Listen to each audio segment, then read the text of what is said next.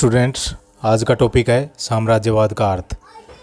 जब कोई भी देश अपनी सीमा के बाहर के क्षेत्र के लोगों के आर्थिक और राजनीतिक जीवन पर अपना नियंत्रण अथवा आधिपत्य कायम करता है तो इस व्यवहार को साम्राज्यवाद के नाम से जाना जाता है। साम्राज्यवाद को अंग्रेजी में इम्पेरियलिज्म कहा जाता है, जो इम्पेरेटर शब्द से बना है, जिसका अर्थ है सम्राट या बड़े राज्य का शासक। साम्राज्यवादी देश दूसरे देश पर प्रभाव जमाने के लिए सैनिक व अन्य साधनों का प्रयोग भी कर सकता है। लेनिन के अनुसार साम्राज्यवाद एक निश्चित आर्थिक अवस्था है जो पूंजीवाद के चरम विकास के समय उत्पन्न होती है।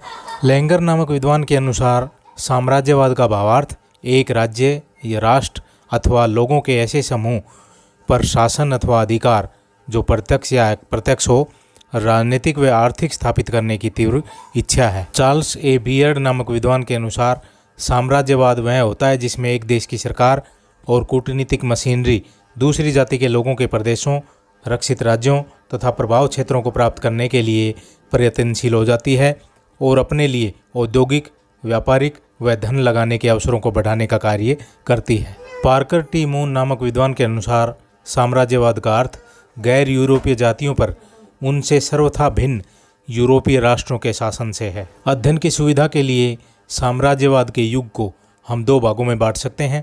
पहला प्राचीन या मध्यकालीन साम्राज्यवाद, दूसरा नवीन साम्राज्यवाद। प्राचीन काल में रोमन लोगों ने साम्राज्यवाद का विस्तार किया।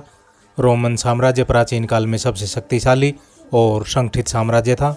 मध्यकाल में अरबों तथा मंगोलों ने साम्राज्यवाद का विकास किया। इस समय का साम्राज्यवाद राजनीतिक साम्राज्यवाद था। राजा अपने राज्य के विस्तार के लिए पड़ोसी पर आक्रमण करते रहते थे, परंतु यातायात के साधनों का अभाव, भौगोलिक अज्ञानता, समुद्री मार्गों की जानकारी न होने के कारण उनका साम्राज्य विस्तार अपने महाद्वीप तक ही सीमित रहता था। साम्राज्यवाद की धारणा प्राचीन काल से ही रही है। जब विश्व के विभिन्न क्षेत्रों में राज्य करने वाले शासक किसी भी कमजोर शासक को पराजित करने या किसी तरह से दबाव बनाकर अपना प्रभाव क्षेत्र बढ़ाते थे। प्राचीन साम्राज्यवाद में शासक की मानसिकता पहले से ही स्पष्ट होती थी, क्योंकि वह अपनी सेना लेकर अपने साम्राज्य से निकलता था और दूसरे पर आक्रमण कर औपचारिक तौर पर युद्ध की घोषणा करता था। इस तरह शासक अपनी शक्ति के बल पर राज्य का विस्तार करना चाहता था एवं अपनी महत्वाकांक्षा को संतुष्ट करता था। इस तरह की व्यवस्था विश्व के प्रत्येक क्षेत्र में देखी जा सकती है। नव साम्राज्यवाद से अभिप्राय उस अवस्था से है जिसके तहत कोई भी शक्तिशाली राज्य साम्राज्य के विस्तार में सेना का प्रयोग प्रारंभिक चरण में नहीं करता। इस प्रणाली का प्रयोग करते हुए यूरोपीय देशों के लोगों ने एशिया और अफ्रीका के विभिन्न हिस्सों में व्यापार के लिए गए और बाद में वहाँ अपनी सर्वोच्चता स्थापित कर ली। इसमें उन्होंने राजनीतिक अवस्था का प्रयोग भी अपने हितों के लिए किया तथा अपने आर्थिक हितों को भी सुरक्षित रखा।